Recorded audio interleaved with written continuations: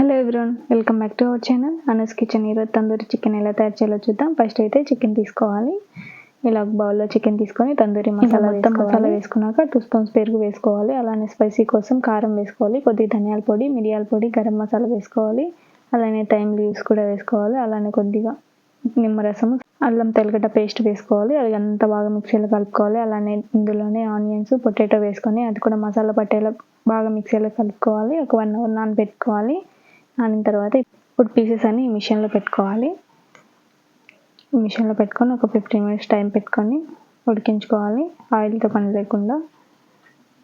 తర్వాత మళ్ళీ 15 మినిట్స్ తర్వాత ఒకసారి తీసి అన్నీ తిప్పుకొని ఇప్పుడు ఒక 10 మినిట్స్ పెట్టుకొని ఉడికించుకోవాలి. ఉడికిన తర్వాత మళ్ళీ ఆనియన్స్, పొటాటో వేసుకొని కూడా అలానే ఒక 10 మినిట్స్ ఉడికించుకోవాలి. అంతే, తందూరి చికెన్ రెడీ అయిపోతుంది.